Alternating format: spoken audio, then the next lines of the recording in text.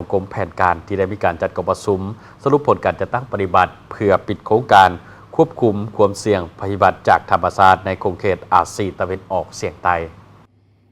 พิธีดังกล่าวได้จัดขึ้นในวันที่29ธันวาคม2025ที่นครเมืองจันทร์โดยการเป็นประธานของท่านนางพรวรรณอุทวงศ์รองรัฐมนตรีกระทรวงการเงิน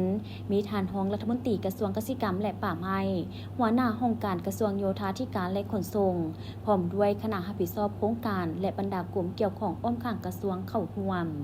กองประชุมได้สรุปหมากผลการจัดตั้งปฏิบัติโครงการระยะ8 ปีในการปกป้องประชาชนจากภัยน้ำท่วมการยกระดับระบบพยากรณ์อากาศให้ทันสมัยและการริเริ่มกลไกประกันภัยพิบัติที่เป็นนวัตกรรมใหม่ซึ่งโครงการควบคุมความเสี่ยงจากภัยพิบัติจากธรรมชาติในโครงเขตอาซีตะวันออกเฉียงใต้เริ่มจัดตั้งปฏิบัติมาแต่ปี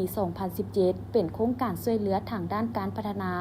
จากธนาคารโลกมีระยะจัดตั้งปฏิบัติ 8 ปีแต่ปี 2017-2024 โดยประกอบไปด้วยหน้าเวียกหลักองค์ประกอบคือการคุ้มครองความเสี่ยงภัยน้ำท่วมในตัวเมืองแขวงอุดมไซแขวงหลวงพระบางและแขวงบริคำไซการหันระบบอุตุนิยมอุทกศาสตร์และการแจ้งเตือนภัยล่วงหน้าให้ทันสมัยการสร้างความเข้มแข็งด้านการเงินและการสนองทุนสำหรับการคุ้มครองภัยพิบัติการเสื่อมสารการลดผ่อนความเสี่ยงภัยพิบัติธรรมชาติเข้าในขบวนการลงทุนของรัฐและเวียกบริหารโครงการพร้อมกับกลไกการตอบโต้ฉุกเฉินต่อเหตุการณ์ภัยพิบัติเป็นแผนงานที่บ่มีงบประมาณแต่สามารถจัดสรรมานำใช้ได้ในกรณีมีเหตุการณ์ภัยพิบัติเกิดขึ้นฉุกเฉินโครงการดังกล่าวเห็นได้ว่าผลสำเร็จหลายอันที่พ้นเด่นหลายด้านเป็นต้นแมนการปกป้องชีวิตและทรัพย์สินระบบแจ้งเตือนภัยพิบัติที่ทันสมัยเพศหญิงได้รับผลประโยชน์หลายขึ้นผู้สวมใช้พอใจในข้อมูลอุตุนิยม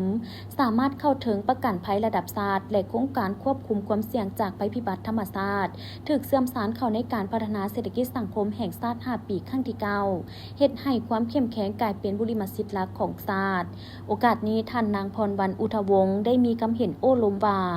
ถึงแม้นว่าโครงการจะสิ้นสุดลงในด้านการจัดตั้งปฏิบัติแต่การสร้างความยืนยงในเวียกงานควบคุมความเสี่ยงภัยพิบัติจากธรรมชาติและสร้างความเข้มแข็งให้แก่การเงินภาครัฐในการรับมือภัยพิบัติแม้นเป็นเวียกงานที่ต้องได้สืบต่อปกติเพื่อรับประกันว่าทุกๆกีบที่ลงทุนเข้าในการตอบโต้ภัยพิบัติแม้นถูกนำใช้อย่างมีประสิทธิภาพเพื่อความปลอดภัยของประชาชนในขณะที่โครงการควบคุมความเสี่ยงจากภัยพิบัติธรรมชาติในโขงเขตอาซีตะวันออกเฉียงใต้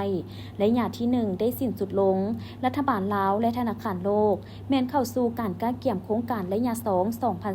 2026-2030 คาดว่าจะได้เริ่มจัดตั้งปฏิบัติโครงการระยะ 2ในต้นเดือนกรกฎาคม